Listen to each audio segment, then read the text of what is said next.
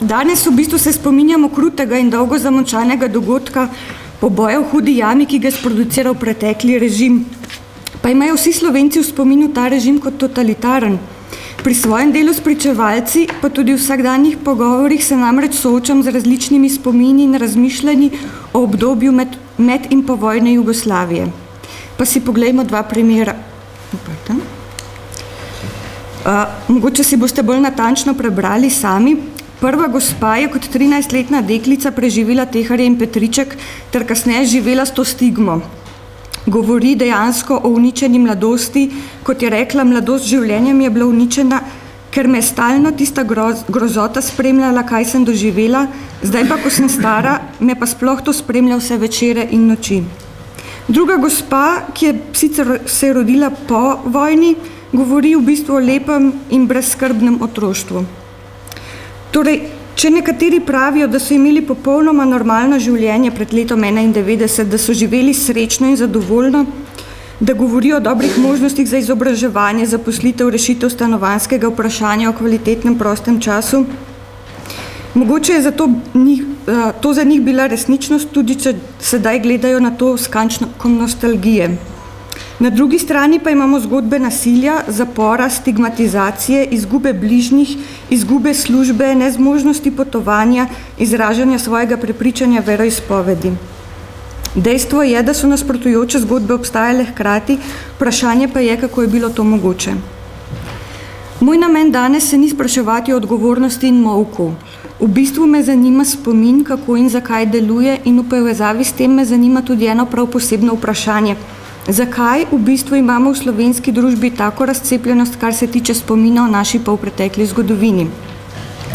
Želim pobrskati po vzgibih in pravilih spominjanja ne samo akterjev in sodobnikov, temveč vseh nas, kajti vsi smo podrejeni tem zakonitostim.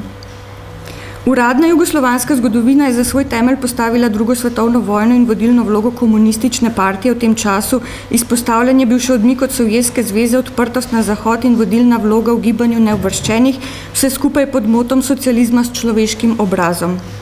Generacije pred mano so se vse učile tako zgodovino, v kateri je bil prostor dejansko samo za to junaško. Kar ni spadalo v ta kontekst, se je lahko pripovedovalo doma, na skrivaj, tako se je brala tudi literatura iz tujine. Šele konec 80-ih let se je začelo javno govoriti o povojnih pobojih. Po letu 1991 se je osamosvojila tudi zgodovina, oziroma bolje rečeno, osamosvojilo se je spominjanje. Vsaka posamezna skupina ali manjšina je zahtevala svojo zgodovino, svoj spomin, ki do takrat ni bil priznan, ki ga je včasih morala skrivati. A z demokratizacijo spominjanja je prišel tudi paradoks, da lahko obstaja oziroma soobstaja več različnih spominjanj, od katerih se vsak bori za svoj obstoj ali celo za prevlado. Množi se število inštitucij, ki so posredniki preteklosti in zbiralci intervjujev od muzejev, arhivov, knjižnic, ki hranijo gradivo v klasičnih in digitaliziranih zbirkah, do medijev. Z novim tisočletjem pa smo k porastu sledi pripomogli tudi sami, saj nam hiter razvoj tehnike in razna socialna omrežja omogočajo, da za sabo bolj ali manj kontrolirano puščamo delčke svoje zgodbe. V tem paradoksu seveda Slovenci nismo sami. Za isto obdobje delimo podobno usodo z drugimi državami vzhodnega bloka. Če natančneje pogledamo, bomo videli, da so pravzaprav vedno obstajali neskladnosti med uradno, šolsko zgodovino in avtobiografskim spominom. Kar se je spremenilo, kar je prinesel konec 20. in začetek 21. stoletja ter razvoj zgodovinopisja v tem času, je naša senzibilnost za zgodovino marginaliziranih, za zgodovino ljudi, ki nimajo glasu uradne politike. Dejstvo je, da se vsak od nas spominja drugače. Že tu na začetku moramo ločiti med spominom, ki pomeni golo shranjevanje vsebin iz preteklosti, in spominjanjem, to je priklicanjem shranjenih vsebin v sedanjost oziroma rekonstrukcijo zgodbe. Sam spomin je neurofiziološko pogojen. Večinoma se spomini obdržijo v obliki zgodbe kot povezan vtis, ki vsebuje tako emocije kot kognicijo. Toda nikoli si ne moremo zapomniti vseh podrobnosti in obdržimo samo tisto, kar je pomembno za nas. Tako so spomini že od začetka delni in subjektivni, poleg tega s časom podrobnosti zbledijo in čedalje več možnosti je za prepletanje s poznejšimi ali podobnimi dogodki. Če pogledamo proces spominjanja, se vsi najprej spominjamo kot posamezniki, na podlagi osebnih izkušenj in notranjega doživljanja.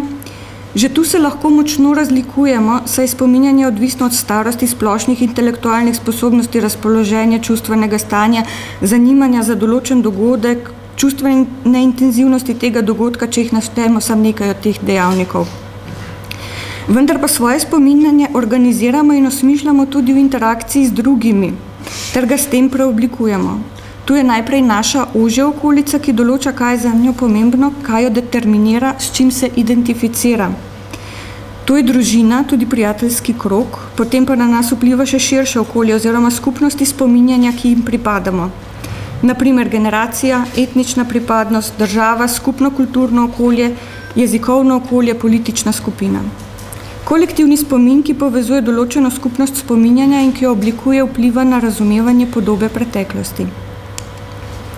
V zadnjem času se v raziskovanju spominjanja uveljavlja še en termin – kultura spominjanja. Preučevanje kulture spominjanja se osredotoča na prakse in mehanizme, s katerimi skupnosti, režimi, razredi, politične skupine posredujejo vedenje o preteklosti, kako ga na novo oblikujejo, pozabljajo, predrugačijo oziroma z drugimi besedami, kako si vladajoča skupina zaradi svojih interesov prilagaja vsebine iz preteklosti. Kaj lahko vidimo iz tega? Sami spomini oziroma pričevanja nam ne pomenijo dosti, če jih ne znamo umestiti v kontekst, če ne upoštevamo tudi kulture spominjanja, v kateri je spomin nastal, in kulture spominjanja, v kateri je bil ubeseden.